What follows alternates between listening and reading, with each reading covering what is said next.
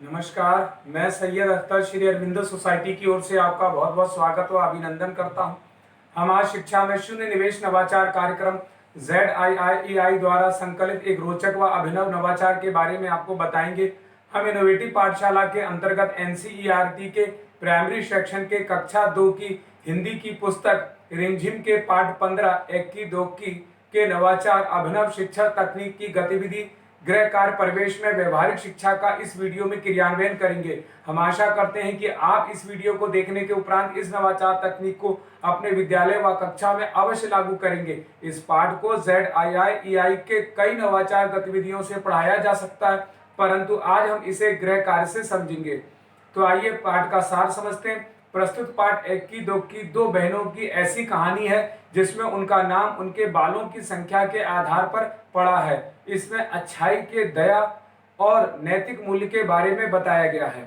इस नवाचार की नवीनता यह है कि इसमें पाठ की संकल्पना से जुड़े वातावरण का अनुभव करके छात्रों से गृह कार्य कराया जाता है, जिससे कि पढ़ाई गई अवधारणा को मौजूदा माहौल से जोड़ते हुए छात्रों में बेहतर समझ विकसित की जाती है। साथ ही गृह कार्य की उपयुक्तता को भी बताया जाता है। इस नवाचार की क्रियान्वयन प्रक्रिया के अंतर्गत पढ़ाए जा रहे पाठ की संकल्पना के पुनः अध्ययन हेतु क्रिया, संज्ञा और विशेषण को आसपास के वातावरण से जोड़ते हुए अवलोकन, चर्चा और सांकेतिक प्रश्नों की सहायता से गृह कार्य की जानकारी दी जाती है। इस नवाचार की क्रियान्वयन अवधि को यदि देखा जाए तो इसे लागू करने में 30 मिनट का समय लगता है, क्योंकि इसमें 2 कालांश दिए गए हैं। इस प्रकार पूर्व प्रबंधन के अंतर्गत शिक्षक छात्र की संख्या के आधार पर पाठ की तालिकाएं को तैयार करते हैं। पुनः अध्ययन एवं क्रियान्वयन प्रक्रिया के अंतर्गत इस नवाचार के माध्यम से गृह कार्य के रूप में अभिभावक की मदद से पाठ के कॉन्सेप्ट की जानकारी को दोहराया जाता है। शिक्षक इस बात का ध्यान रखेंगे कि पाठ को पहले से पढ़ाया जा चुका हो और उसकी निर्माण व व्याख्या भी की जा चुकी हो।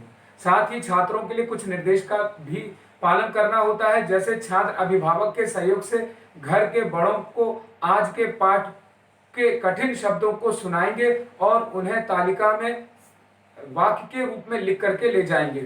शिक्षक छात्रों को तालिका की एक एक प्रति देते हैं, जिसे अभिभावक के सहयोग से छात्र भरकर स्कूल ले जाते हैं। इस तालिका में छात्र का नाम और विभिन्न शब्दों, संज्ञा व विशेषण वाले वाक्य लिखे होते हैं। इन्हें उदाहरण से समझा जा सकता है, जैसे मेहंदी की झाड़ी से मेहंदी कैसे तैयार की जाती है। ठीक इसी प्रकार उन वस्तुओं के नाम लिखो जिनका रंग समय के साथ फीका पड़ जाता है। अंत में अभिभावकों के लिए कुछ निर्देश भी लिखे होते हैं। सभी छात्र सावधानी पूर्वक अभिभावकों को ले जा करके इसे देते हैं और बताते हैं कि अगले दिन कक्षा में तालिका के आधार पर ही पाठ को दोहराया जाएगा। छात्र अभिभावक के सहयोग से तालिका और चार्ट को भरकर स्कूल ले जाते हैं और उसमें भरी जानकारी को कक्षा में पढ़कर बताते हैं। इससे छात्रों में जिम्मेदारी का भाव पैदा होता है। इस प्रकार शिक्षक छात्रों से पाठ एक्की और दोक्की का पुनः अध्ययन गृह कार्य के माध्यम से करवा लेते हैं। निष्कर्ष रूप में कहा जा सकता है कि गृह कार्य परिवेश में व्यवहारिक शिक्षा से सीखने के अनेक प्रतिफल प्राप्त होते हैं, जैसे विभिन्न उद्देश्यों के लिए अपनी भाषा और स्कूली भाषा का प्रयोग करते हैं, देखी गई सुनी बातों, कहानी, कविता के बारे में बातचीत करना, संज्ञा, विशेषण व क्रिया आदि शब्दों की जानकारी को दोहराना, गृह कार्य को प्रयोगात्मक और अनुभवात्मक बनाते हुए निष्कर्ष पर पहुंचने की क्षमता विकसित करते हैं तथा छात्र मौखिक भाषा के साथ प्रश्न पूछना, तर्क करना और बातचीत करने की क्षमता भी विकसित करते हैं।